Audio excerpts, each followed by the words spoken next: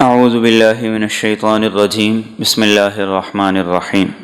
سورۃ الدہر، دہر کہتے ہیں زمانے کو، اس کی ابتدا سے لے کر انتہا تک۔ اس سورہ مبارکہ کا ایک اور نام ہے سورۃ الانسان۔ اس میں چونکہ انسان کا لفظ بار بار آیا ہے، اسی لیے اس کا ایک دوسرا معروف نام یہ بھی ہے۔ ایک نام اس سورہ مبارکہ کا ہے حل اتا، جو اس سورہ مبارکہ کا پہلا لفظ ہے آیت کا، اس سورہ مبارکہ کی پہلی آیت کا پہلا لفظ ہے۔ ایک اس سورہ مبارکہ کا نام ہے سورۃ امشاج، یہ لفظ اس سورہ مبارکہ کے اندر آیا ہے، اس مناسبت سے اس کا نام سورۃ امشاج بھی رکھا گیا ہے۔ ہمارے پاکستان میں جو قرآن کریم چھپتے ہیں ان میں زیادہ اس سورہ مبارکہ کا نام سورۃ الدہر کے نام سے ہے۔ شاہ فہد اور سعودیہ میں جو قرآن کریم پرنٹ ہوتے ہیں ان میں اس سورہ مبارکہ کا زیادہ تر نام سورۃ الانسان رکھا گیا ہے۔ یہ سورہ مبارکہ بعض روایات کے مطابق مکی ہے، بعض روایات کے مطابق مدنی ہے، مفسرین کا اس بارے میں اختلاف ہے۔ یہ وہ سورہ مبارکہ ہے جو اللہ کے رسول صلی اللہ علیہ وسلم جمعہ کے دن فجر کی نماز میں پڑھا کرتے تھے۔ پہلی رکعت میں الف لام میم سجدہ اور دوسری میں سورۃ الدہر، اور بعض روایات کے اندر سورۃ صاد کا بھی تذکرہ ملتا ہے جسے آپ صلی اللہ علیہ وسلم فجر میں تلاوت فرمایا کرتے تھے۔ اور یہ سورتوں کی مخصوص نمازوں میں تلاوت، فلاں سورت فلاں نماز میں آپ پڑھتے تھے، اس سے دراصل سورت پڑھنا مقصد نہیں ہے، کچھ سکھانا مقصد ہے۔ مثال کے طور پر ایک ہفتہ، اس کا حساب عمومی طور پر ہمارے ہاں معاشرے میں بھی کئی لحاظ سے کیا جاتا ہے، تو قرآن کریم گویا کہ مومن کی عبادات کے اعتبار سے اس کا جو اہم ترین دن ہے، جو سید الایام ہے، وہ جمعہ کا دن، اور جمعہ کے دن جو فجر کی نماز ہے اس کی جو اہمیت ہے وہ سارے ہفتے کی کسی نماز کی نہیں۔ اب اس دن جب اس سورہ مبارکہ کی تلاوت کی جاتی ہے تو دراصل مومن کو یاد دہانی کروائی جاتی ہے آخرت کی اور جنت کی۔ چنانچہ سورۃ الف لام میم سجدہ کے اندر مومن کی صفات کا ذکر ہے کہ ان کی خوبیاں کیا ہیں، اور پھر یہ بھی بتا دیا گیا وہاں پر کہ مومن اور فاسق برابر نہیں ہو سکتے۔ موسیٰ علیہ السلام کا بھی مختصر ذکر آ جاتا ہے۔ سورۃ الدہر کے اندر اللہ رب العزت تفصیل کے ساتھ جنت کا ذکر کرتے کہ تاکہ مومن کو جنت کا تذکرہ سن کر جنت کا شوق بڑھ جائے۔ اور یہ وہ چیز ہے جو ہمارے روزمرہ مشاہدے کے اندر آتی ہے۔ ہم لوگوں سے سنتے ہیں کہ فلاں علاقہ، فلاں جگہ، فلاں شہر بڑا خوبصورت ہے، سن سنا کے ہم لوگ وہاں پہنچ جاتے ہیں۔ سن سن کے یہ اشتیاق ہوتا ہے، شوق ہوتا ہے کہ فلاں جگہ بھی دیکھنی چاہیے، فلاں مقام بھی دیکھنا چاہیے۔ یہ چاہے ملک کے اندر ہو یا ملک کے باہر ہو، لوگ سیاحت کے لیے بڑا پیسہ خرچ کرتے ہیں۔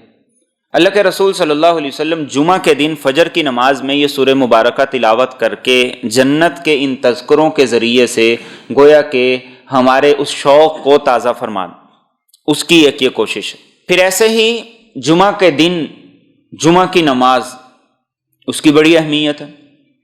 اس میں آپ صلی اللہ علیہ وسلم اکثر پہلی رکعت میں سبح اسم ربک الاعلی اور دوسری میں سورۃ الغاشیہ کی تلاوت کیا کرتے تھے۔ وہاں بھی بعینہ ہی اسی طرح صفات کا تذکرہ ہے، کامیاب کون ہے، اور پھر جنت اور جہنم کا تذکرہ ہے۔ اور بعض روایات میں کہ آپ سورۃ جمعہ کی تلاوت فرماتے تھے اور سورۃ منافقون کی۔ سورۃ جمعہ کے اندر قرآن کریم نے یہودیوں کا ذکر کیا، بد عمل، علم کے باوجود، جاننے کے باوجود وہ بد عمل تھے، اس کا تذکرہ کیا گیا، جمعہ کی اہمیت بتائی گئی۔ سورۃ منافقون میں منافقوں کا تذکرہ کیا گیا کہ معاشرتی سٹیٹس ان کا بڑا اعلیٰ تھا، لیکن اللہ رب العزت کی نگاہ میں وہ نہایت نکمے، اور اللہ کی نگاہ میں ان کی کوئی قدر و وقت اور ویلیو نہیں تھی۔ اور وہاں پھر انسان کو یاد دہانی کرائی جاتی ہے کہ مال اور اولاد کے پیچھے لگ کر اللہ کو نہ بھول جائیں۔ یہ یاد دہانی دراصل ان صورتوں سے مقصد ہے، اور یہی مومن کی ایک تڑپ ہے، یہی مومن کی ایک طلب اور جستجو ہے۔ اللہ کے رسول صلی اللہ علیہ وسلم نے ایک موقع پر اس سورہ مبارکہ کی تلاوت فرمائی۔ آپ کے سامنے ایک شخص بیٹھا ہوا تھا، اس سورت کو سن کر اس کی روح نکل گئی۔ آپ نے ارشاد فرمایا کہ تمہارے دوست کی روح جنت کے شوق کے اندر نکل گئی۔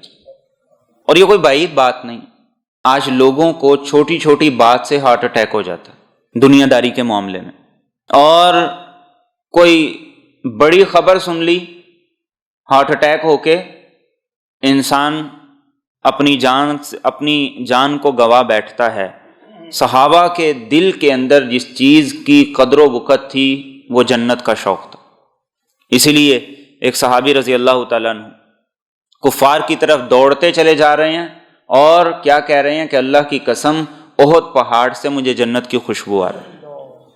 چونکہ ان کا وقت، ان کا اٹھنا بیٹھنا، سوچ فکر، وہ ساری کی ساری آخرت کے ارد گرد گھوما کرتی تھی، اس لیے جب وہ آخرت کے ارد گرد گھومتی تھی تو وہ تلاش میں رہتے تھے کہ آخرت کے متعلق بات ہو۔ وہ اپنے گھروں میں، اپنی محافل میں، اپنی مجالس میں، بازار میں، ہر جگہ انہی باتوں کے تذکرے کیا کرتے تھے، جیسے ہمارے ہاں ہر جگہ سیاست کے تذکرے۔ فرق صرف اتنا ہے، ریپلیسمنٹ کی ضرورت ہے، ان تذکروں کو بدل دیں ان جنت کے تذکروں کے ساتھ اور اس کی نعمت کے تذکروں کے ساتھ، انسان کو اس کا شوق پیدا ہو جائے۔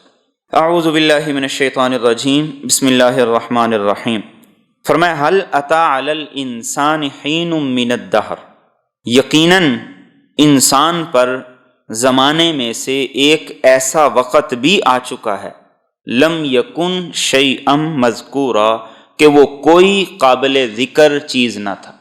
اب پہلی آیت میں ہی لفظ ہے الانسان، اس سے مراد یا تو آدم علیہ السلام ہے کہ اللہ رب العزت نے اس کائنات کو پیدا کیا، اور آدم علیہ السلام سے پہلے کائنات موجود تھی، انسان کا تذکرہ وجود کہیں نہیں تھا، اور اس سے ہر انسان بھی مراد ہے۔ میں اور آپ اپنی عمر کے حساب سے ذرا سوچیں، کس کو پتا تھا کہ فلاں نام ہوگا، فلاں جگہ وہ رہے گا، فلاں اس کے اندر خوبی ہوگی، یہ اس کی صفات ہوں گی؟ لم یکن شیئا مذکورا، انسان کچھ بھی نہیں تھا۔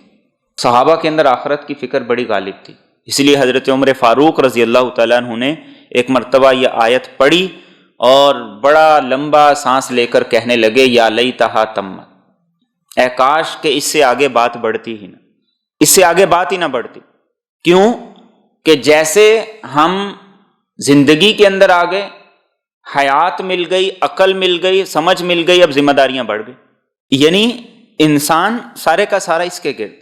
تو حضرت عمر فاروق کیا فرماتے تھے؟ کاش کہ عدم میں ہی رہتے، وجود ہوتا ہی نہ سوال ہوتا، نہ حساب ہوتا، نہ زندگی کے بکھیڑے ہوتے۔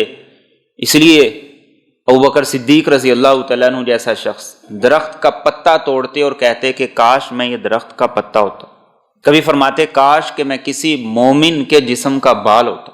صحابہ کے اندر یہ فکر اتنی غالب ہوا کرتی کہ انسان پر ایک وقت ایسا ہے، اور آج انسان کہتا ہے میں نہیں ہوں گا تو دنیا کیسے چلے گی، میرے بغیر میری اولاد رول جائے گی، ان کا فیوچر مستقبل برباد ہو جائے گا، اور میں نہیں کروں گا تو کون کرے گا؟ اللہ فرماتے ہیں کہ تم تھے ہی کچھ نہیں، تمہیں عدم سے وجود اس نے دیا۔ لیکن میرے اور آپ کے نبی کی شان بڑی نرالی ہے، ہر انسان کا تذکرہ ہے اس کے دنیا میں آنے کے بعد، نام رکھا جاتا ہے، عقیقہ کیا جاتا ہے، اس کا تذکرہ شروع ہو جاتا ہے۔ لیکن میرے اور آپ کے نبی کی شان یہ تھی کہ انس رضی اللہ تعالیٰ عنہ نے پوچھا کہ یا رسول اللہ صلی اللہ علیہ وسلم آپ کو نبوت کب سے ملی؟ آپ نے فرمایا کنت نبیا و آدم بین الماء والطین، ابھی تو آدم کی مٹی گوندی نہیں تھی، اللہ نے مجھے اس وقت سے نبی بنایا ہو۔ لم یکن شیئا مذکورا، اس سے میرے اور آپ کے نبی مستثنا ہیں۔ عالم ارواح میں اللہ تمام کے تمام انبیاء کی ارواح کو اکٹھا کر رہے ہیں، اور ان سے میرے اور آپ کے نبی کی نصرت اور تائید کا حلف لے رہے ہیں۔ ہر آنے والا نبی میرے اور آپ کے نبی کی شان بیان کرتا آیا، اور یہاں تک کہ روایات کے اندر ہے کہ آدم علیہ السلام نے اللہ رب العزت سے توبہ کی قبولیت کے لیے رسول اکرم صلی اللہ علیہ وسلم کا واسطہ اور وسیلہ دی۔ تو اللہ تعالیٰ نے پوچھا کہ تمہیں کیسے پتہ چلا؟ تو آدم علیہ السلام نے فرمایا، عرض کی، باری تعالیٰ عرش پہ لا الہ الا اللہ محمد الرسول اللہ لکھا ہوا تھا، مجھے اندازہ ہو گیا کہ جس رب کے نام کے ساتھ دوسرا نام ہے وہ یقیناً بڑی شان والا ہوگا۔ تو یہ میرے اور آپ کے نبی کی شان تھی۔ اس کے بعد فرمایا انا خلقنا الانسان من نطفۃ امشاج، یقیناً ہم نے انسان کو ایک مخلوط نطفے سے پیدا کیا، نبتلیہ، تاکہ ہم اسے آزمائیں، فجعلناہ سمیعا بصیرا، تو ہم نے اس کو سننے والا، دیکھنے والا بنا دی۔ میاں بیوی کا نطفہ جب ملتا ہے تو پھر اس سے انسان کا وجود بننا شروع ہوتا ہے، اور پھر مختلف مراحل سے گزر کر انسان اپنے وجود کے اندر آتا ہے، جس کا قرآن کریم نے تفصیل سے تذکرہ سورۃ مومنون میں کیا، اور اسی طریقے سے سورۃ حج کے آغاز میں کیا، سورۃ مؤمن کے اندر کیا گیا کہ انسان کن کن مراحل سے گزر کر اس شکل اور صورت کے اندر آتا ہے۔ اور اللہ فرماتے کس لیے؟ نبتلیہ، انسان پر ہم امتحان ڈالیں، آزمائش ہو۔ اور یہ آزمائش کیوں ہے؟ فجعلناہ سمیعا بصیرا، انسان کو یہ صلاحیتیں دی۔ سننے کی صلاحیت انسان کے پاس جیسی ہے کسی مخلوق کے پاس نہیں۔ انسان صرف سنتا نہیں، کس کی آواز ہے، کیوں بلایا گیا، کس مقصد کے لیے بلایا گیا۔ انسان چیزوں کو دیکھتا ہے، معلومات کو جمع کرتا ہے، اس سے نتیجہ نکالتا ہے، پھر اس کے مطابق وہ تگودو اور کوشش کرتا ہے۔ تو فرمایا تمہیں یہ صلاحیتیں ہم نے دی، اب یہ تمہارا امتحان۔ اور کیا فرمایا؟ انا ہدیناہ السبیل، یقیناً ہم نے اس کو راستہ بھی دکھا دیا، اما شاکرا، یا وہ شکر گزار ہو، و اما کفورا، یا وہ نا شکر گزار ہو۔ اسی کو قرآن کریم میں کئی جگہ پر مختلف انداز سے بیان کیا گیا۔ وَہَدَيْنَاهُ النَّجْدَيْنِ، ایک جگہ پہ یہ فرمایا گیا، ایک جگہ فرمایا گیا وَنَفْسٍ وَمَا سَوَّاهَا فَأَلْهَمَهَا فُجُورَهَا وَتَقْوَاهَا۔ اور گزشتہ سورہ مبارکہ میں کیا فرمایا؟ لا اقسم بیوم القیامہ ولا اقسم بالنفس اللوامہ۔ ہر انسان کو اللہ نے راستہ دکھا دیا ہے، اور وہ راستہ مختلف انداز سے دکھا دیا۔ انسان کو اس کائنات کے اندر یہ فیل ہوتا ہے، یہ محسوس ہوتا ہے کہ کوئی طاقت ہے جو جیسا میں چاہتا ہوں ویسا ہونے نہیں دیتی۔ انسان پلان کرتا ہے، ترتیب بناتا ہے، اور تگ و دو کوشش کرتا ہے، رزلٹ کچھ اور آ جاتا ہے۔ اس لیے حضرت علی رضی اللہ تعالیٰ عنہ فرمایا کرتے تھے کہ ہمارے جب ارادے ٹوٹے تو ہم نے پہچان لیا کہ ہمارا کوئی رب موجود ہے۔ اور پھر انسان کے اندر ایک سسٹم جس کا کل بھی تذکرہ کیا گیا، نیکی کو نیکی سمجھتا ہے، گناہ کو گناہ سمجھتا ہے۔ پوری دنیا میں دیکھ لیں، سچ کو اچھا کہا جاتا ہے اور جھوٹ کو برا کہا جاتا ہے، اندر کا سسٹم یہ ہے۔ پھر اس کائنات کے نظام میں اللہ رب العزت نے کئی طرح کی نشانیاں رکھی ہیں جو یہ بتاتی ہیں کہ اس نظام کو کوئی بنانے والا ہے، اسے وجود دینے والا ہے۔ اور پھر آخری اور حتمی وضاحت کے لیے اللہ نے انبیاء کو بھیجا، رسولوں کو بھیجا۔ تو فرمایا اب امتحان یہ ہے کہ شکر کرتے ہو یا نا شکر گزار بنتے ہو۔ اس لیے اللہ کے رسول صلی اللہ علیہ وسلم صحابہ کو ہر موقع پہ تاکید فرمایا کرتے تھے۔ ایک موقع پہ آپ نے فرمایا کہ جب انسان رات کو سو جائے، صبح صحت مند، تندرست اور توانا اٹھے، تو اسے چاہیے کہ جسم کے 360 جوڑ ہیں، ہر جوڑ کا صدقہ ادا کر۔ صحابہ نے عرض کی یا رسول اللہ صلی اللہ علیہ وسلم اتنا صدقہ کون کیسے ادا کرے؟ تو آپ نے فرمایا ایک مرتبہ سبحان اللہ کہہ دو، الحمدللہ کہہ دو، اللہ اکبر کہہ دو، لا الہ الا اللہ کہہ دو، یہ ایک ایک جملہ صدقہ ہے۔ اور آپ نے فرمایا ایک صورت یہ ہے کہ چاشت کے 2 رکعت نفل پڑھ لو، یہ تمہارے تمام اعضاء کی طرف سے صدقہ ہو جائے گا۔ صحت کی حفاظت کے لیے باقی سارے کام بھی کریں، لیکن ان اعضاء کا کوئی صدقہ بھی تو دیں۔ صدقہ ہم دیتے ہیں عمومی طور پر بیماری میں، اللہ کے رسول صلی اللہ علیہ وسلم کیا فرما رہے ہیں؟ صحت ہے تو صحت کا صدقہ دو، ذکر کے ذریعے سے دے دو۔ اور اسی روایت میں یہ بھی الفاظ ہیں، کسی کو نیکی کی تعلیم دے دی، اچھی بات شیئر کر دی، برائی سے منع کر دیا، یہ ساری صدقے کی صورتیں ہیں۔ تو اس لیے اپنی صحت کا بھی صدقہ دے۔ بیماری کی حالت میں تو دیتے ہیں، لیکن صحت کی حالت میں بھی دینے کا حکم دی۔ اور آگے فرمائے اِنَّا أَعْتَدْنَا لِلْكَافِرِينَ سَلَاسِلَ وَأَغْلَالًا وَسَعِيرًا، یقیناً ہم نے کافروں کے لیے زنجیریں، طوق اور دہکتی ہوئی آگ تیار کر رکھی ہے۔ گزشتہ صورت میں ہم پڑھ چکے، 70 گز لمبی زنجیر ہوگی جس کے ذریعے سے جکڑ دیا جائے گا۔ طوق ہوں گے، اور ایسے طوق ہوں گے، تفسیری روایات کے اندر آتا ہے کہ اگر وہ پہاڑ پہ رکھ دیا جائے تو پہاڑ پگھل جائے۔ اور دہکتی ہوئی آگ اللہ کے رسول صلی اللہ علیہ وسلم کے فرمان کے مطابق دنیا کی آگ سے 69 گنا زیادہ تیز ہوگی اپنے ٹمپریچر اور گرمی کے اعتبار سے۔ فرمایا یہ ان کے لیے جو انکار کرنے والے، نہ شکر گزاری کرنے والے۔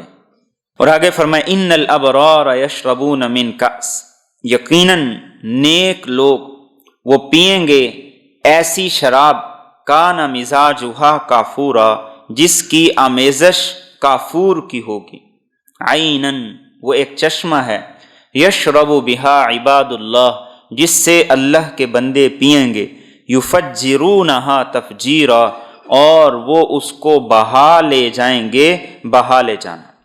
یہاں سے اللہ تذکرہ کر رہے ہیں کہ تمہیں ملے گا کیا، اور تمہیں انعام کیا ملے گا، صلہ کیا ملے گا۔ تو فرمایا اللہ رب العزت پینے کے لیے شراب دیں گے، اور وہ شراب کیسی ہوگی کہ اس میں ایک چشمے کے پانی کی ملاوٹ کی جائے گی، اور اس چشمے کا نام ہے کافور، یعنی اس کا پانی کافور کی طرح میٹھا خوشبودار ہوگا۔ فرمایا کہ وہ شراب میں ملا کے انہیں پینے کے لیے دیا جائے گا۔ اور فرمایا چشمے بھی کوئی دنیا کے چشموں کی طرح نہیں ہوں گے، یفجرونہا تفجیرا۔ روایات کے اندر آتا ہے کہ مومن کے ہاتھ میں سونے کی چھڑی ہوگی، وہ جس طرف سے اشارہ کرے گا اللہ چشمے کو اسی طرف اس کی مرضی کے مطابق بہا دیں گے۔ اور اللہ کے رسول صلی اللہ علیہ وسلم نے فرمایا کہ دنیا کی نہریں اور چشمے، پانی زمین کے اندر کھودا زمین کے اندر چلتا ہے، دائیں اور بائیں وہ بند ہوتا ہے۔ فرمایا جنت کی نہریں، جنت کے چشمے وہ بغیر بند کے چلیں گے، پانی کو روکنے کے لیے کوئی رکاوٹ نہیں ہوگی۔ تو یہ مومن کی شان ہوگی۔ خوبیاں کیا ہیں مومن کی، وہ بھی اس آیات میں ذکر کر دی۔ یوفون بالنذر، وہ پورا کرتے ہیں منت کو، وَيَخَافُونَ يَوْمًا اور وہ ڈرتے ہیں اس دن سے، کان شرہ مستطیرا جس کی برائی پھیل رہی ہوگی۔ دو خوبیاں اس آیت میں ذکر کی گئی۔ پہلی چیز ہے منت کو پورا کرنا، نظر کو پورا کرنا۔ نظر اور منت کو پورا کرنے کے مفہوم میں ایک بات یہ ہے کہ جو ذمہ داریاں ان پر عائد ہیں وہ انہیں پورا کرتے ہیں، اللہ کی طرف سے بھی بندوں کی طرف سے، کسی ذمہ داری میں کوئی کوتاہی نہیں کرتے، چاہے وہ اللہ کے معاملے میں ہو یا بندے کے معاملے میں ہو۔ اور نظر کا ایک دوسرا مفہوم ہے جو ہمارے ہاں بھی استعمال کیا جاتا ہے، وہ یہ ہے کہ کسی کام کو جو اللہ کی طرف سے لازم نہیں ہے انسان اس کو اپنے اوپر لازم کر لے۔ اور اس کی کئی صورتیں ہو سکتی ہیں۔ ایک صورت یہ ہو سکتی ہے کہ کوئی آدمی یہ کہہ دے کہ اگر میرا فلاں کام ہو گیا یا مجھے شفا مل گئی تو میں 2 نفل پڑھوں گا، صدقہ دوں گا، فلاں نیک کام کروں گا، حج کروں گا، عمرہ کروں گا۔ یہ نظر کی ایک صورت ہے۔ اگر وہ کام ہو گیا تو اسے جو اس نے منت مانی تھی اس کا پورا کرنا ضروری ہے۔ لیکن ایسی جو منت ہے اللہ کے رسول صلی اللہ علیہ وسلم نے اس کو پسند نہیں فرمایا۔ پسند اس لیے نہیں فرمایا کہ جب وہ کام ہو جاتا ہے تو انسان یہ کہتا ہے کہ میں نے منت مانی تھی اس وجہ سے میرا کام ہو گیا، گویا کہ نعوذ باللہ اللہ کو لالچ دے کے، رشوت دے کے میں نے کام کروا لی۔ اور آپ نے ارشاد فرمایا کہ منت سے انسان کی تقدیر کو کوئی فرق نہیں پڑتا، لیکن یہ فرق ضرور پڑتا ہے جو آدمی ویسے اللہ کی راہ میں نہیں دیتا، اللہ اس طریقے سے اس سے نکلوا لیتے ہیں۔ جو ویسے دینے کے لیے راضی نہیں ہے نا، تو اللہ پھر اس طریقے سے اس کو قابو کر لیتے۔ آپ نے ارشاد فرمایا کہ اصل منت وہ ہے کہ جس سے صرف اور صرف اللہ کی رضا مقصد ہو۔ کوئی آدمی ویسے ہی بغیر کسی شرط کے یہ عزم کر لے، یہ ارادہ کر لے، یہ منت مان لے کہ میں نوافل پڑھوں گا اور میں اتنی روزانہ تسبیحات کروں گا، میں اتنی قرآن کی تلاوت کروں گا، یہ وہ منت ہے جس کو دین نے پسند کیا۔ اور کوئی چیز اپنے اوپر لازم کیے بغیر انسان کوئی کام نہیں کر سکتا۔ ہم اپنے بچوں کو اسکول کیوں داخل کرواتے ہیں؟ رشتہ کرتے ہوئے پوچھا جاتا ہے کتنی تعلیم ہے، کیا پڑھا ہے، اور بالخصوص آج کے دور میں تو ہم اچھے رشتوں کے لیے بیٹیوں کو اتنی تعلیم دلواتے ہیں۔ تو ماں کی تعلیم بھی ہے، باپ کی تعلیم بھی ہے، لیکن بچوں کو اسکول کس لیے بھیجتے ہیں کہ اس کے بغیر پڑھنا ممکن نہیں۔ پیائی نہیں ایسے ہی نیکی کے کاموں کو جب تک اپنے لیے لازم نہیں سمجھیں گے، نیکی کا کام نہیں کر سکیں۔ کچھ نیکیاں ایسی ہونی چاہیے جن کو ہم اپنے اوپر لازم کر لیں، اور جب انسان لازم کرتا ہے تو اللہ رب العزت حالات بھی پیدا کر دیتے۔ بہت سی ایسی مثالیں ہیں۔ ایک عرب تھے جن کا نام تھا عبداللہ بسفر۔ وہ کہتے ہیں کہ میں نے نیت کی کہ میں 10 لاکھ لوگوں کو حافظ بناؤں گا، 10 لاکھ لوگوں کو۔ اب ایک آدمی کیسے 10 لاکھ لوگوں کو حافظ بنائے؟ تو وہ کہتے ہیں کہ اس پروجیکٹ کے لیے میں نے مختلف دنیا کے ممالک میں مختلف شہروں کے اندر ادارے قائم کر دی۔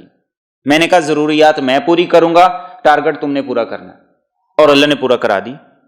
ایک آدمی کی اولاد نہیں تھی، اس نے کہا میری تو اولاد کوئی نہیں ہے، لیکن اب میں کیا کروں؟ اس نے یتیم بچوں کو اکٹھا کر کے ان کی کفالت کرنا شروع کر دی۔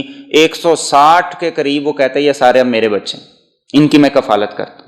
ہم اپنے بچوں سے بڑھ کر کسی کی کفالت کا سوچتے ہی نہیں، تصور ہی نہیں آتا۔ تو نیکی کرنے کے لیے لازمی صورت یہی ہے، اگر آپ نیکی پہ آنا چاہتے ہیں تو اس کو اپنے اوپر لازم کر لیں۔ ہاں، اللہ کے رسول صلی اللہ علیہ وسلم نے یہ بات بھی ارشاد فرمائی کہ جو آدمی کسی نیکی کے کام کی منت مانے تو وہ اسے پورا کرے، کوئی گناہ کا کام ہے اس کی منت مان لی تو آپ نے فرمایا اسے پورا نہ کرے، لیکن پھر وہ کیا کرے؟ پھر وہ اس کا کفارہ ادا کرے۔ اور اس کا کفارہ کیا ہے؟ جو قسم کا کفارہ ہے، 3 روزے رکھے۔ ایک عورت نے منت مان لی۔ منت کیا مانی؟ کہ میں دوپٹے کے بغیر حج کے لیے جاؤں گی۔ اللہ کے رسول صلی اللہ علیہ وسلم کو پتہ چلا تو آپ نے فرمایا یہ کوئی منت نہیں، اس لیے کہ عورت کے احرام میں یہ بات شامل ہے کہ اس کا سر وہ ڈھکا ہوا ہو۔ ایک شخص کو آپ نے دیکھا بوڑھا ہے اور 2 لوگ اس کو ہاتھوں سے اٹھا کر چلا رہے ہیں، حج کے لیے جا رہا ہے، تو آپ نے پوچھا کیوں؟ تو صحابہ نے کہا کہ منت مانی ہے۔ کس بات کی؟ کہ پیدل حج کروں گا، اونٹنی پر سوار نہیں ہوں گا۔ آپ نے فرمایا اللہ کو اس بات کی کوئی ضرورت نہیں کہ اپنے آپ کو عذاب دو، سواری پر سوار ہو، حج کرو، لیکن ایسی صورت میں قسم کا جو کفارہ ہے وہی منت کا، نظر کا کفارہ، اس کو ادا کرنا ضروری ہے۔ ایک شخص آپ نے دیکھا خطبے کے دوران دھوپ میں کھڑا ہوا ہے، آپ نے پوچھا یہ کیا ہے؟ تو اس نے کہا کہ دھوپ میں کھڑے رہنے کی اور سائے میں نہ رہنے کی اور روزہ رکھنے کی منت مانی ہے۔ تو آپ نے فرمایا نہیں، سائے میں بھی رہو اور دھوپ سے بھی الگ رہو، لیکن روزے کو پورا کرو۔ تو نافرمانی کی جو منت ہے اس کو پورا کرنا ہرگز شریعت نے اس سے منع کیا ہے، اور فرمایا کہ وہ قسم کا کفارہ ادا کر دے۔ ایک شخص نے پوچھا یا رسول اللہ صلی اللہ علیہ وسلم، زمانے جاہلیت میں منت مان لی تھی، اب اسلام قبول کر لیا ہے، تو آپ نے فرمایا کہ اپنی منت کو پورا کرو، اپنی منت کو وفا کرو۔ تو یہ مومن کی یہ خوبی ہے۔ دوسری چیز وَيَخَافُونَ يَوْمًا كَانَ شَرُّهُ مُسْتَطِيرًا، آخرت کی فکر، قیامت کا دن جس دن شر ہر طرف پھیلا ہوا ہوگا، جہاں انبیاء بھی رب سلم رب سلم کہہ رہے ہوں گے، نفسی نفسی کہہ رہے ہوں گے، انہیں ڈر ہے کہ اس دن ہمارا کیا ہوگا۔ اور آگے فرمایا وَيُطْعِمُونَ الطَّعَامَ، اور وہ لوگوں کو کھانا کھلاتے ہیں، علی حبہ، اس کی محبت کے باوجود، مسکیناً و یتیماً و اسیرا، مسکین کو اور یتیم کو اور قیدی کو، انما نطعمکم لوجہ اللہ، اور کیا کہتے ہیں، ہم صرف اور صرف تمہیں اللہ کی رضا کے لیے کھلاتے ہیں، لا نرید منکم جزاء، ہم تم سے کوئی معاوضہ نہیں چاہتے، ولا شکورا، اور نہ ہی شکریہ، انا نخاف من ربنا، یقیناً ہم ڈرتے ہیں اپنے رب سے، یومن عبوسا قمطریرا، اس دن سے جو اداسی والا ہوگا، نہایت سخت ہوگا۔ اس آیت کریمہ میں پہلی خوبی کیا ہے کہ وہ لوگوں کو کھلاتے ہیں، اور کھلاتے کن کو ہیں؟ ان کو نہیں کہ جو پہلے سے کھاتے پیتے ہیں، ان کو نہیں جن کو کھلانے سے کوئی مفاد وابستہ ہیں، بلکہ مسکین کو اور یتیم کو اور قیدی کو، ان کو کھلاتے ہیں۔ اور کیسا کھانا کھلاتے ہیں؟ وَيُطْعِمُونَ الطَّعَامَ عَلَى حُبِّهِ، وہ کھانا کھلاتے ہیں جو خود بھی بڑا محبوب ہے، پسندیدہ ہے، خود کو بڑا لذیذ لگتا ہے۔ گھر کا کھانا ہمارا اور ہوتا ہے، اور صدقے کے لیے چنے ڈلوا دو، دال ڈلوا دو۔ حضرت عمر فاروق رضی اللہ تعالیٰ عنہ بیٹھے ہوئے تھے، دودھ کی اتنی بہتات نہیں ہوتی تھی، کھجور اور دودھ مکس کر کے بہترین حلوہ تیار کیا۔ ابھی بیٹھے ہی تھے کھانے کے لیے کہ ایک فقیر آ گیا، آپ نے اٹھا کے اس کو دے دی۔ تو کسی نے کہا کہ اس کو کیا پتا یہ کیا اس کو مل گیا ہے، کتنی محنت سے بنا ہے اور کتنے شوق سے بنایا گیا ہے، آج کے دور میں تو ایسا کہیں نہیں بنتا۔ حضرت عمر فاروق رضی اللہ تعالیٰ عنہ نے بڑا خوبصورت جواب دیا، آپ نے فرمایا مسکین کو پتہ نہیں ہے، لیکن مسکین کے رب کو پتہ ہے جس کے لیے دیا ہے۔ تو جو کھانا خود پسند کرتے ہیں وہ اللہ کی رضا کے لیے ان کو بھی کھلا۔ رمضان المبارک کا مہینہ آ رہا ہے، افطاریوں پہ افطاریاں، ہوٹل سارے بک ہو رہے ہیں، 60 لوگوں کو، 100 لوگوں کو ہم افطاری کرا رہے ہیں، افطار ڈنر ہو رہے ہیں، بوفے لگ رہے ہیں، اور کس لیے؟ صرف تعلقات بڑھانے کے لیے۔ اور جو مستحق ہیں، ضرورت مند ہیں، ان کی طرف دیکھتے ہی نہیں۔ تو وہ کیا کرتے ہیں؟ وہ ان لوگوں کو کھلاتے ہیں جو مانگتے نہیں ہیں، پوچھ نہیں سکتے، کہہ نہیں سکتے۔ اور اس سے اگلی خوبی کیا ہے؟ وہ کہتے ہیں انما نطعمکم لوجہ اللہ، صرف اللہ کے لیے کھلا رہے ہیں۔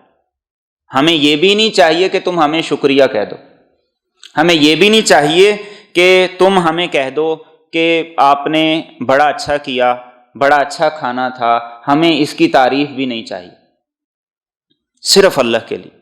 حضرت عائشہ رضی اللہ تعالیٰ عنہ جس وقت کسی کو صدقہ دیا کرتی یا کچھ اور دیا کرتی تو جو دینے کے لیے جاتا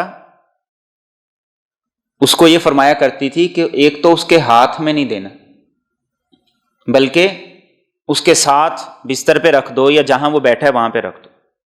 اور پھر جب وہ دے کے آ جاتا تو آپ پوچھا کرتی تھی کہ اس نے کچھ کہا تو نہیں؟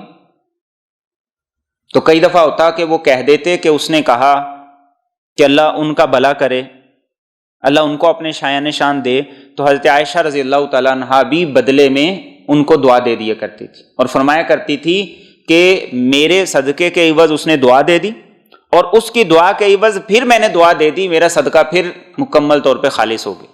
یہ ہے کہ کسی قسم کا شکریہ نہیں چاہیے۔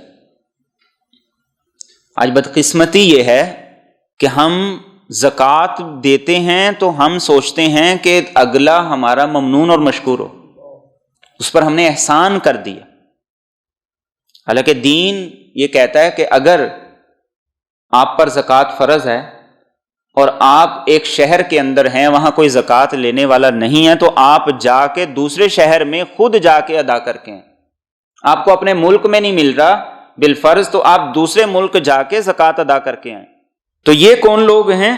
یہ وہ لوگ ہیں جو صرف اللہ کے لیے کھلا رہے ہیں، اور انہیں کوئی شکریہ نہیں چاہیے، کوئی جزا نہیں چاہیے۔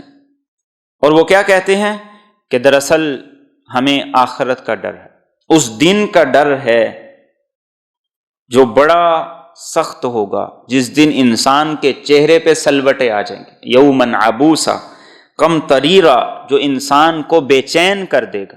ایک شخص نے اللہ کے رسول صلی اللہ علیہ وسلم کی موجودگی میں ڈکار لیا تو آپ نے فرمایا اقصر من جشائک، تھوڑا ڈکار لو، اور آپ نے ارشاد فرمایا دنیا میں جو پیٹ بھر کے رہتے ہیں قیامت کے دن ان میں سے اکثر محتاج ہوں۔ اس لیے فرمایا اپنے پڑوسی کا سب سے پہلے خیال کرو کہ اس نے کھانا کھایا یا نہیں کھایا، اور زیادہ نہیں کر سکتے تو اپنے شوربے میں پانی اور زیادہ ڈال کے اس کو کم از کم شوربہ بھیج دو، کوئی بھوکا نہ سو۔ اور اللہ کے رسول صلی اللہ علیہ وسلم نے بڑی زیادہ ترغیب دی ہے کھانا کھلانے کی۔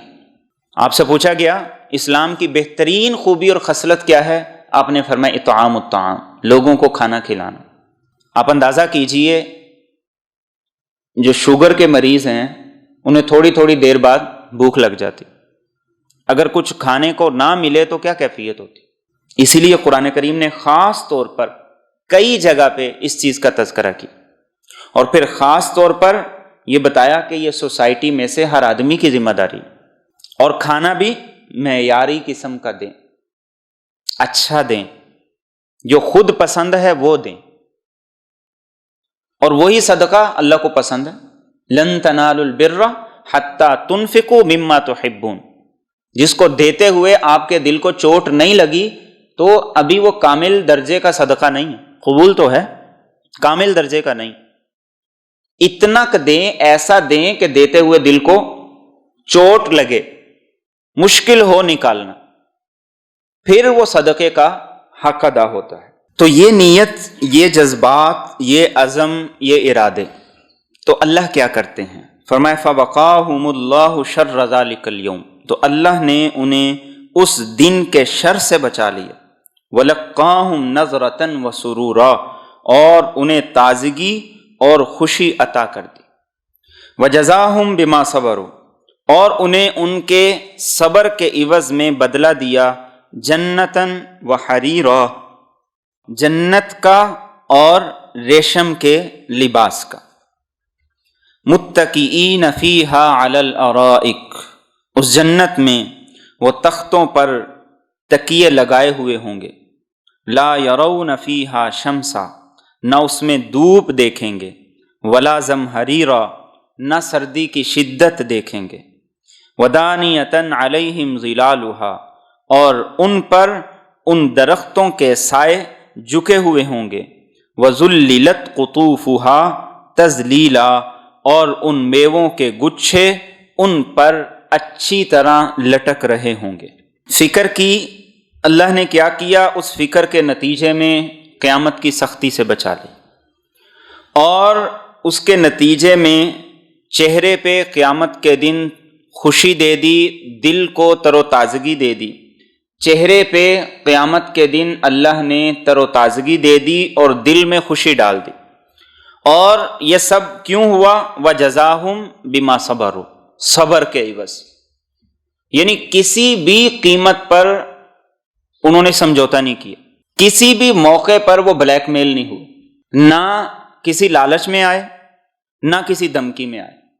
اور یہ وہ صبر ہے جس کا سامنا زندگی بھر انسان کو کرنا پڑتا ہے۔ کبھی جی نہیں چاہ رہا، کبھی طبیعت آمادہ نہیں، کبھی معاشرے کے خلاف چلنا پڑ رہا ہے، کبھی خاندان کے خلاف چلنا پڑ رہا ہے، کبھی رسومات کے خلاف چلنا پڑ رہا ہے، کہیں اپنے آپ کی طرف سے لالچ ہے، دنیا داری کی طرف سے لالچ ہے، اور کہیں ڈر ہے، خوف ہے۔ فرمایا مومن وہ ہوتا ہے جو ان سب کا مقابلہ کرے۔ تو اللہ جنت دیں گے بدلے میں، اور وہاں ریشم کے لباس ہوں گے۔ دنیا میں ریشم کے لباس کو اور سونے کو اللہ کے رسول صلی اللہ علیہ وسلم نے مردوں کے لیے حرام قرار دیا، اور آپ نے ارشاد فرمایا کہ جو سونے چاندی کے برتنوں میں کھاتا ہے تو وہ گویا کہ اپنے پیٹ میں آگ کو بھر رہا ہے۔ لیکن جنت کی نعمتوں میں قرآن کریم خاص طور پہ تذکرہ کرتا ہے کہ وہاں ریشم کے لباس ہوں گے، اور سونے کا تذکرہ اسی صورت میں آگے چل کے آ رہا ہے۔ اور فرمایا وہاں مزے سے ٹیک لگا کے بیٹھے ہوئے ہوں گے، کوئی فکر نہیں ہوگی، کوئی پریشانی نہیں ہوگی۔ وہاں پر سورج کی دھوپ تو ہوگی لیکن اتنی تیز نہیں ہوگی کہ انسان اس میں بیٹھ نہ سکے۔ موسم ایسا ہوگا کہ سردی کی شدت نہیں ہوگی جو انسان کو ایذا دے اور تکلیف دے، درمیانہ سا موسم ہوگا، اور درختوں کے سائے ان کے قریب ہوں گے، پھل جھکے ہوئے ہوں گے، اور روایات کے اندر آتا ہے کہ ان کو انسان بیٹھ کے کھانا چاہے تو آسان، کھڑا ہو کے کھانا چاہے تو آسان، لیٹ کے کھائے تو کوئی پریشانی نہیں۔ اس طریقے سے وہ جنتی کے قریب کر دیے جائیں گے، ہر طرح سے وہ ان سے فائدہ اٹھائے گا۔ اور آگے فرمائے وَيُطَافُ عَلَيْهِمْ بِآنِيَةٍ مِّن فِضَّةٍ، اور خدام ان پر چاندی کے برتن لے کر، وَأَكْوَابٍ، اور آب خورے لے کر چکر لگائیں گے، کانت قواریرا، جو شیشے کے ہوں گے، قواریر من فضہ، اور شیشے بھی چاندی کے، قدروہا تقدیرا، انہوں نے اس کا بالکل صحیح اندازہ لگایا ہوگا۔ اب جنت کے خدام کی بات ہو رہی، اور وہاں کے خدام فرمایا ان کے ہاتھ میں چاندی کے برتن ہوں گے اور چاندی کے آب خورے ہوں گے، اور فرمایا جنت کی چاندی دنیا کی طرح نہیں ہوگی۔ دنیا کی چاندی ٹرانسپیرنٹ نہیں ہوتی، شیشہ ٹرانسپیرنٹ ہوتا، لیکن فرمایا جنت کی چاندی ایسی ہوگی جس سے آر پار دکھائی دے گا، اور اس کا دنیا میں کوئی تصور نہیں، جنت میں جا کے ایسا ہوگا۔ اور فرمایا کہ وہ خدام کیسے ہوں گے؟ بڑے سلیقہ مند ہوں گے، قدروہا تقدیرا، ان کو اللہ ایسی سینس دے گا، ایسا سلیقہ دے گا کہ جس نے جتنا پینا ہے وہ اس میں اتنا ہی ڈالیں گے۔ دنیا میں کیا ہوتا ہے، کسی نے تھوڑا پینا ہے اس کو زیادہ ڈال دیتے ہیں، اور کسی نے زیادہ پینا ہے اس کو تھوڑا ڈال دیتے ہیں، اور پھر پوچھتے ہیں کہ اور تو نہیں پینا۔ قدروہا تقدیرا، بالکل صحیح اندازے کے مطابق، مزاج کے مطابق، یعنی گویا کہ وہاں ضائع بھی نہیں ہوگا۔ ہم لوگ بڑی ناقدری کرتے ہیں رزق، گھر کے اندر بھی، شادیوں پہ بھی، اور خاص طور پر رمضان المبارک کے مہینے میں، خاص طور پر رمضان کے مہینے میں ہم میں سے ہر آدمی خوب اچھی طرح جانتا ہے کہ ہم لوگ کتنا کتنا کھانا ضائع کرتے ہیں۔ جہاں ایک طرف لوگوں کو 2 وقت کا کھانا میسر نہیں اور ہم اتنا کھانا ضائع کرتے ہیں، تو فرمایا کہ وہاں وہ ایسے سلیقہ مند خدام ہوں گے، خادم ہوں گے کہ وہ اندازے سے اتنا ہی ڈالیں گے جتنا اس کی طلب ہے اور اس کی خواہش ہے۔ اور فرمایا وَيُسْقَوْنَ فِيهَا كَأْسًا، اور انہیں اس جنت میں پلائی جائے گی ایک ایسی شراب، کان مزاجہا زنجبیلا، جس کی آمیزش زنجبیل کی ہوگی، عینن فیہا، یہ چشمہ ہے اس جنت میں، تسمى سلسبیلا، جس کا نام سلسبیل ہے۔ یہ ایک اور قسم کی شراب ہے کہ جس کے اندر زنجبیل جو چشمہ ہوگا اس چشمے کا پانی ملایا جائے گا اور جنتیوں کو پیش کی جائے گی۔ اور فرمایا وَيَطُوفُ عَلَيْهِمْ وِلْدَانٌ مُخَلَّدُونَ، اور ان پر چکر لگائیں گے ایسے لڑکے جو ہمیشہ رہیں گے۔ اِذَا رَأَيْتَهُمْ، جب تو ان کو دیکھے گا، حَسِبْتَهُمْ لُؤْلُؤًا مَنْثُورًا، تو انہیں گمان کرے گا بکھرے ہوئے موتیوں کی طرح۔ یہ جنت کے خدام ہوں گے، اور کتنے خدام ہوں گے؟ اللہ کے رسول صلی اللہ علیہ وسلم کی احادیث اس بارے میں مختلف ہیں، کیونکہ ہر جنتی وہ ایک کیٹیگری میں نہیں ہوگا۔ جیسے دنیا میں ہوٹلز ہوتے ہیں، ان کی کیٹیگری ہوتی ہے، کوئی 3 سٹار، کوئی 4 سٹار، اور کوئی 5 سٹار، کوئی 7 سٹار۔ فرمایا جنت کے بھی 100 درجے ہیں، اور ہر ایک میں علیحدہ علیحدہ سہولیات ہوں گی۔ آپ نے فرمایا بعض جنتی ایسے ہوں گے جن کی جنت میں 80,000 خدام ہوں گے۔ کتنی بڑی جنت ہوگی، ہم تصور کر سکتے ہیں۔ بعض ایسے ہوں گے جن کی جنت میں 1,000 خدام ہوں گے، بعض ایسے ہوں گے جن کی جنت میں 15,000 خدام ہوں گے۔ اور فرمایا کہ یہ خدام کیسے ہوں گے؟ یہ وہ نوجوان لڑکے ہوں گے جو ہمیشہ ایک ہی عمر کے رہیں گے، اور کیسے لگیں گے؟ اذا رأیتہم حسبتہم لؤلؤا منثورا، جیسے بکھرے ہوئے موتی ہوتے ہیں۔ جب خدام کی یہ کیفیت ہے تو خود اس جنتی کا کیا حسن ہوگا، کیا خوبصورتی ہوگی، کیا حسن و جمال ہوگا۔ اور آگے فرمایا وَإِذَا رَأَيْتَ، اور جب تو دیکھے گا ثم وہاں پر رأیت نعیما تو دیکھے گا بہت سی نعمتوں کو، وملکن کبیرا اور بہت بڑی سلطنت کو۔ یوں تصور کریں کہ مجھے اور آپ سے کہا جا رہا ہے کہ تصور کریں اس وقت کہ وہاں کوئی چھوٹا سا گھر نہیں ہوگا، کوئی چھوٹا سا ریسٹورنٹ نہیں ہوگا، کوئی چھوٹا سا ہوٹل نہیں ہوگا، بلکہ اللہ فرماتے ہیں کہ نعمتوں کے انبار ہوں گے، اور وملکن کبیرہ بہت بڑی بادشاہت۔ روایات کے اندر آتا ہے اللہ کی طرف سے لیٹر آئے گا، فرشتہ لے کر آئے گا، تو فرشتہ سب سے پہلے آ کے جنتی سے اجازت لے گا، وہ اجازت دے گا تو پھر اس کے پاس آئے گا، ورنہ نہیں آئے گا۔ اللہ رب العزت کی طرف سے گویا کہ جنتی کو بے شمار اختیارات دیے جائیں گے، جیسے وہ چاہے گا ویسے ہوگا، اور جو وہ چاہے گا اللہ ویسا کر دیں گے۔ وَفِيهَا مَا تَشْتَهِيهِ الْأَنفُسُ وَتَلَذُّ الْأَعْيُنُ وَأَنْتُمْ فِيهَا خَالِدُونَ۔ فرمایا جو دل میں خواہش ہوگی اللہ پوری کرتے۔ دنیا میں انسان کے پاس ہوتا بہت کچھ ہے، لیکن مجبوری ہے، ڈاکٹر نے منع کیا، نہیں کھا سکتے۔ بہت سی خواہشات ایسی ہیں جو انسان پوری کرنا چاہتا ہے لیکن ہو نہیں سکتی، تو فرمایا وہاں خواہشات پوری ہوں گی۔ دنیا خواہشات پوری کرنے کی جگہ نہیں ہے۔ اور وَتَلَذُّ الْأَعْيُنُ، انسان کی طلب صرف اور بھوک صرف پیٹ کی نہیں ہوتی۔ بہت سے علاقے ایسے ہیں جہاں کا کھانا اچھا نہیں ہے لیکن سیاح وہاں پہ بہت زیادہ جاتے ہیں۔ قدرتی مناظر، اللہ فرماتے ہیں جنت میں ایسا ایسا منظر ہوگا، ایسا ایسا سین ہوگا کہ انسان کی آنکھوں کو ٹھنڈک ملے گی۔ اور وَأَنْتُمْ فِيهَا خَالِدُونَ، دنیا میں ہوٹل چھوڑنا ہے تو لمبا سا بل بھی ادا کرنا ہے، اور آخر اس کو چھوڑنا ہی ہے، ایک ہفتے کے لیے چلے جائیں گے، آنا پھر کام پہ۔ لیکن فرمائے وَأَنْتُمْ فِيهَا خَالِدُونَ، جنت میں جاؤ گے تو ہمیشہ رہو گے، ہمیشہ کی جوانی، ہمیشہ کی صحت، اور ہمیشہ وہ نعمتیں۔ اور اللہ کے رسول صلی اللہ علیہ وسلم نے فرمایا کہ آخری جنتی کی جنت اس دنیا سے 10 گنا بڑی ہوگی۔ تو خود اللہ کے رسول صلی اللہ علیہ وسلم کی جنت کتنی عظیم ہوگی، صحابہ کی کیسے ہوگی، نیک لوگوں کی کیسی ہوگی۔ تو مجھے اور آپ کو بھی کوشش کرنی ہے کہ وہاں کا ممبر بن جائے۔ دنیا میں چھوٹے سے عہدے کے لیے لوگ کتنے کتنے پیسے لگاتے۔ ابھی ہمارے ٹاؤن کا الیکشن ہوا ہے، یہ کوئی تقریباً 1 کروڑ کے لگ بھگ تو ادھر ادھر ہی لگ گیا نا، 30 لاکھ کے قریب تو فلیکسوں پہ لگ گیا، جو ساری ہوا میں اڑ گئی، روٹیوں پہ لگ گیا، واجبات جمع ہوئے وہ الگ، اور ادھر ادھر جو لگے وہ الگ۔ صحابہ کرام 3 چیزوں سے بڑا ڈرا کرتے تھے۔ امامت نہیں کرواتے تھے، ان کو پتا ہوتا تھا کہ امامت کروائی تو سارے نمازیوں کی ذمہ داری میرے اوپر۔ صحابہ کرام دوسرا عہدہ نہیں قبول کرتے تھے، وہ کہتے تھے کہ نہیں یہ ہمارا کام نہیں، یہ بڑی ذمہ داری ہے، ہم نہیں پورا کر سکتے، اتنے لوگ ہیں، ان کا حق ہے، انسان کیسے پورا کر سکتا ہے؟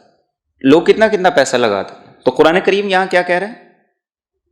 بڑی بادشاہت ہوگی، دنیا سے 10 گنا بڑی جنت اللہ دیں گے، اور محنت کتنی ہے؟ تھوڑی سی۔ اللہ کہہ رہے دنیا میں کھاؤ بھی اچھا، پیو بھی اچھا، نعمتوں سے فائدہ اٹھاؤ، اچھے گھر کے اندر رہو، اچھی سواری استعمال کرو، اچھے برانڈ کے کپڑے پہنو، سب کچھ کرو، لیکن اللہ کا حق بھی ادا کرو، جو اس نے حقوق تم پر بندوں کے متعلق لگائے ہیں ان کو بھی ادا کرو، تو پھر تمہیں یہ بڑی بادشاہت ملے گی، اور ہمیشہ کے لیے۔ اور آگے فرمایا عالیہم ثیاب سندس خضر و استبرق، ان کے جسموں پر ہوں گے باریک ریشم کے کپڑے جو سبز ہوں گے اور موٹے ریشم کے، وحلوا اساور من فضہ، اور انہیں چاندی کے کنگن پہنائے جائیں گے، وسقاہم ربہم شرابا طہورا، اور انہیں ان کا رب پاکیزہ شراب پلائے گا۔ یہ جنت کا لباس ہے، موٹا ریشم بھی باریک ریشم بھی، اور یہ کیسا ہوگا اس کا دنیا میں تصور نہیں کیا جا سکتا، اندازہ نہیں لگایا جا سکتا۔ اور فرمایا جنت میں چاندی کے کنگن انسان کو پہنا جائیں گے۔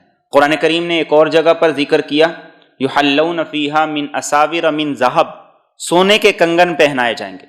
دنیا میں منع کر دی، ایک آدمی کے ہاتھ میں آپ نے دیکھا اس نے کڑا پہنا ہوا ہے لوہے کا، تو آپ نے فرمایا کہ یہ جہنم کا آگ کا کڑا پہنا ہوا۔ 3 ماشے کی چاندی کی انگوٹھی، اس کی اجازت ہے، اس سے بڑھ کے نہیں۔ اس کے علاوہ تمام دانتیں جن کو ہمارے نوجوان پہنے پھرتے ہیں فیشن کے طور پر، دین نے ان سے منع کیا ہے۔ تو کچھ جنتی ایسے ہوں گے جن کو چاندی کے کنگن پہنائے جائیں گے، کچھ ایسے ہوں گے جن کو سونے کے پہنائے جائیں گے۔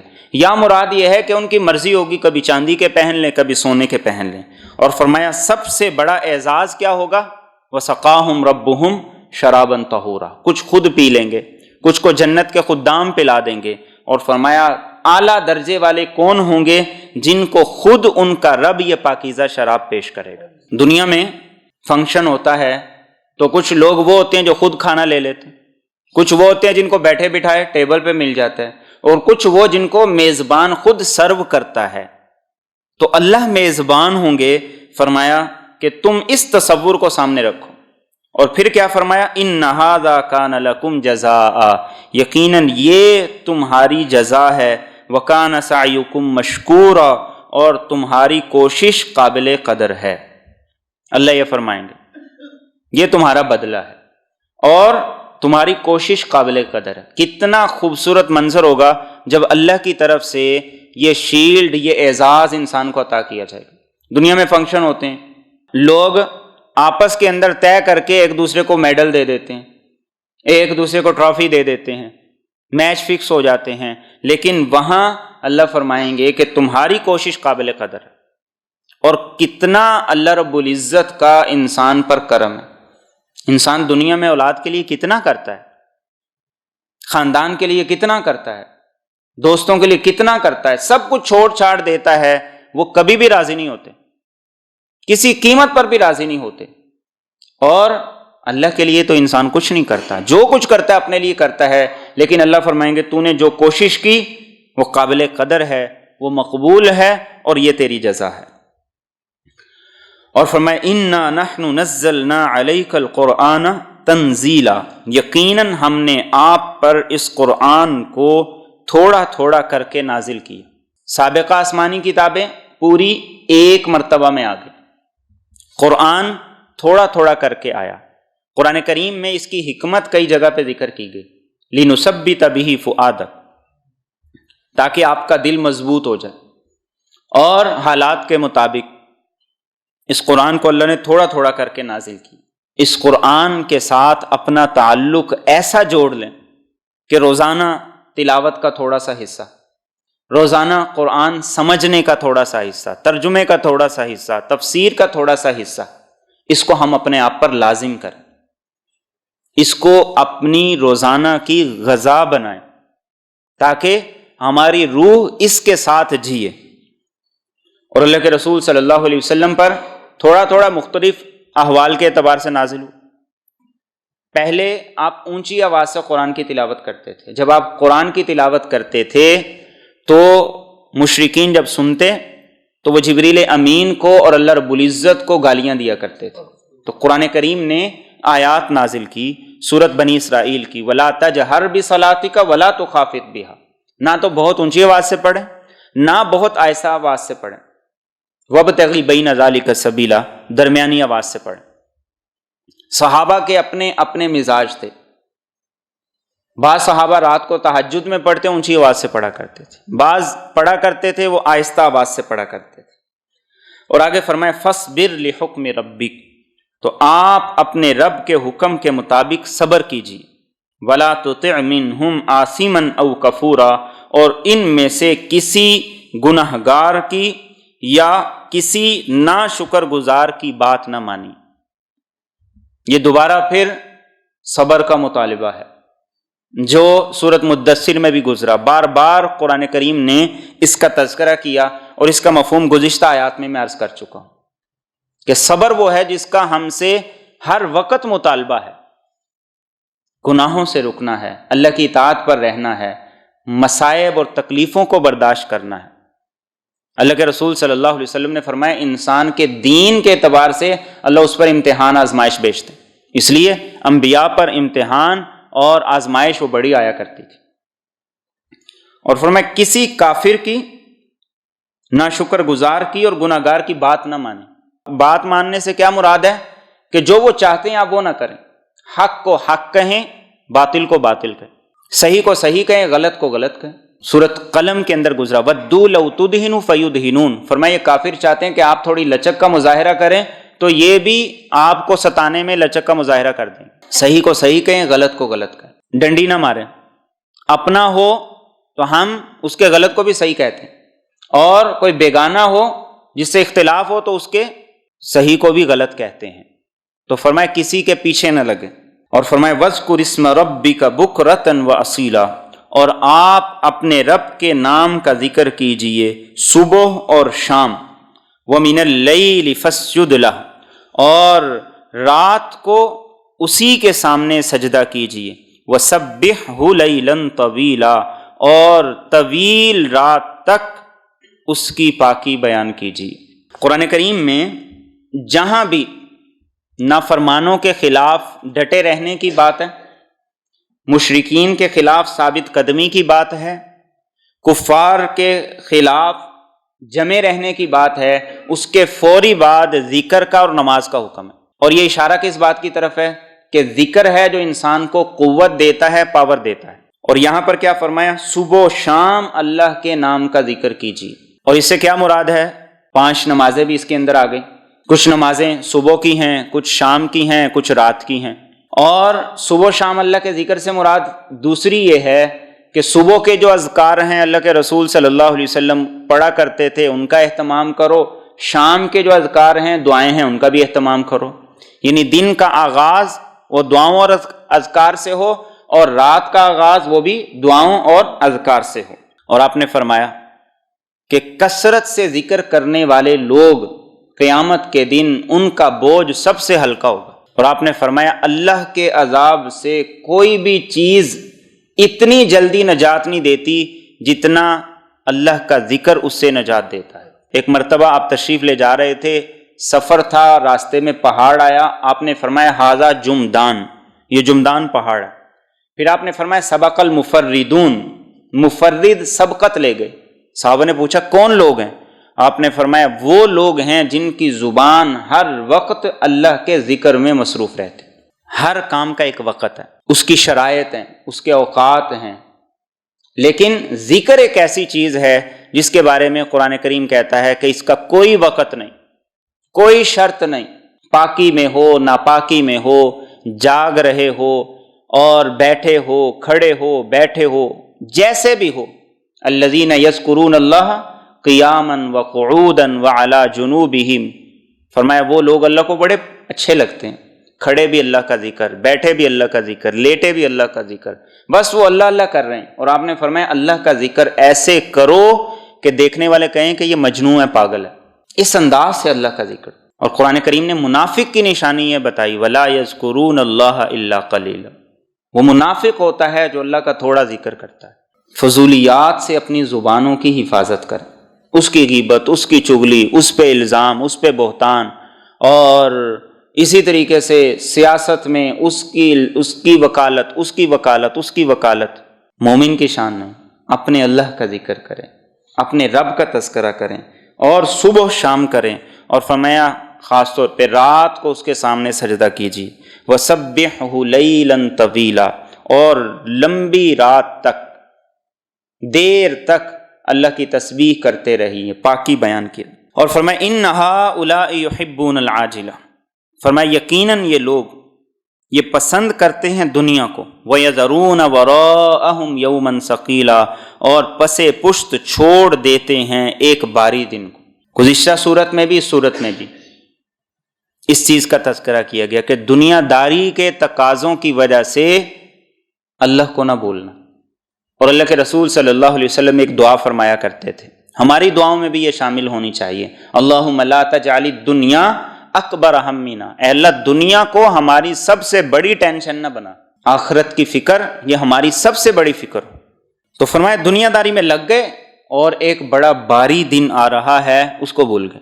اور فرمایا نحن خلقناہم وشددنا اسرہم، ہم نے ان کو پیدا کیا اور ہم نے ان کے جوڑ بند مضبوط کیے، وَإِذَا شِئْنَا بَدَّلْنَا أَمْثَالَهُمْ تَبْدِيلًا، اور جب ہم چاہیں گے انہی کی طرح اور لوگوں کو تبدیل کر کے لے آئیں گے۔ فرمائے انسان کے جوڑ، اعصاب اور پٹھے یہ ہم نے مضبوط کی۔ ہر جوڑ، ہر ہڈی وہ ایک پٹھے کے ساتھ جڑی ہوئی ہے، یہ اللہ کی بنائی ہوئی۔ ہمارے ہاں مشینریاں چلتی ہیں، کچھ عرصے میں فالٹ آ جاتا ہے۔ انسان کو اللہ نے بنایا، یہ مشینری بنائی ہے، اور 60 سال 70 سال 80 سال تک یہ چلتی ہے، کبھی کوئی فالٹ ہی نہیں آتا۔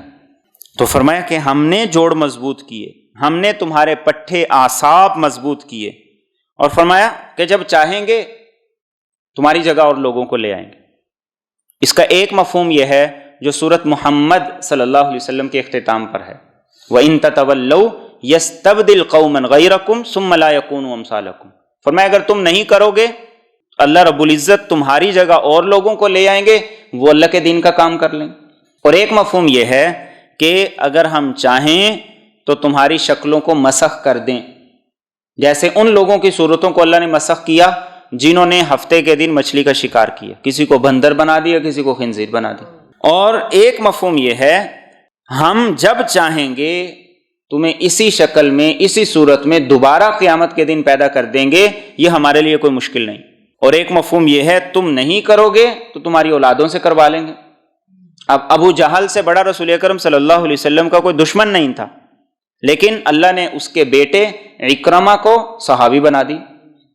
ولید بن مغیرہ بڑا دشمن تھا، موقع موقع پر آپ کو لالچ دیتا تھا، مال کی، پیسے کی، رشتوں کی۔ اس نے اسلام نے قبول کیا، لیکن بیٹے خالد بن ولید جیسے۔ اسی طریقے سے ایک اور دشمن تھا جو مکہ کے رؤساء اور قریش کے سرداروں میں سے تھا، عتبہ۔ اس نے اسلام نے قبول کیا، لیکن اس کے بیٹے ابو حذیفہ وہ اسلام کے اندر داخل ہو گئے۔ طائف والوں نے پریشان کیا، انہی میں سے ابو ہریرہ رضی اللہ تعالیٰ عنہ جیسے عظیم اور جلیل القدر صحابی آ گئے۔ تو ہم نہیں کریں گے، کوئی اور کر لے گا۔ اور فرمایا ان ھذہ تذکرہ، یقیناً یہ ایک نصیحت ہے، فمن شاء اتخذ الی ربہ سبیلا، تو جو چاہے وہ اپنے رب کی طرف پہنچنے کا راستہ اختیار کر لے۔ آپشن کھلا ہوا ہے، دوڑ میں شریک ہو سکتے ہو، ہر آدمی ہو سکتا ہے، کسی پہ کوئی پابندی نہیں۔ اور کیا فرمایا وما تشاءون الا ان یشاء اللہ، اور تم کچھ بھی نہیں چاہ سکتے مگر یہ کہ اللہ چاہ لے۔ ان اللہ کان علیما حکیما، یقیناً اللہ بہت جاننے والا، بڑی حکمتوں والا ہے۔ یدخل من یشاء فی رحمتی، وہ اپنی رحمت میں جسے چاہتا ہے داخل کرتا ہے۔ والظالمین اعد لہم عذابا علیما، اور ظالم ان کے لیے اس نے دردناک عذاب تیار کر رکھا ہے۔ یعنی بالکل شتر بے مہار نہیں ہو، تم چاہو تو اللہ بھی چاہتے ہیں۔ والذین جاہدوا فینا لنہدینہم سبلنا، تم کوشش کرو، قدم بڑھاؤ، تو ہم کیا کرتے ہیں، ہم راستے آسان کر دیتے، راستے کھول دیتے۔ اور جو نہ چلنا چاہے تو اللہ فرماتے ہیں نولیہ ما تولی ونصلہ جہنم، ہم کہتے ہیں جہاں جانا ہے جا، لیکن ٹھکانہ جہنم ہوگا۔ مرضی انسان کی ہے کہ وہ اپنے حق میں کیا فیصلہ لینا چاہتا ہے۔ ختم اللہ علی قلوبہم وعلی سمعہم وعلی ابصارہم غشاوہ، اللہ دلوں پر مہر کب لگاتا ہے؟ جب انسان ایک راستے پر چلتا جاتا ہے اور نافرمانی سے باز نہیں آتا۔ تو فرمایا اللہ بڑا علم والا ہے، حکمتوں والا ہے، اس کے فیصلے علم کے مطابق ہیں۔ ایسا نہیں ہوتا کہ کوئی آدمی اللہ کو راضی کرنا چاہتا ہے، اس کی طرف آنا چاہتا ہے، اور اللہ رب العزت اسے دوسرے راستے پہ ڈال دیں۔ اور ایسا بھی نہیں ہوتا کہ اللہ کسی کو زبردستی اپنے دین کے اندر داخل کر دیں، اس پر مسلط کر دیں۔ فرمایا اس کو پورا علم ہے، بڑی حکمتوں کے فیصلے کرتا ہے، اور جو چاہتا ہے اسے اپنی رحمت میں داخل کر دیتا ہے۔ اور سب سے بڑی رحمت اسلام ہے، ایمان ہے اور اطاعت ہے۔ اس رحمت کو لینا ہے، اس رحمت کو حاصل کرنا ہے، اور اس کے لیے یہ ضروری ہے فکر کریں، جائزہ لیں، احتساب کریں، غور و فکر کریں، اپنی زندگی کا جائزہ لیں، روزمرہ کے معمولات کا جائزہ لیں۔ غفلت ہو جائے، سستی ہو جائے، لاپرواہی ہو جائے، توبہ کریں، استغفار کریں، تو انشاءاللہ اس طرح چلتے چلتے ہم کامیابی تک پہنچ جائیں۔ کبھی ہم غالب آ جائیں گے، کبھی شیطان کا وار چل جائے، لیکن خود کو پورے طور پر شیطان کے اور اپنے نفس کے حوالے نہ کریں۔ جب خیال آ جائے فوراً اللہ کی طرف آئیں، فوراً توبہ کریں، فوراً استغفار کریں۔ جب ایسا کریں گے تو انشاءاللہ اللہ ہمیں قوت بھی دیں گے، ایمان بھی دیں گے۔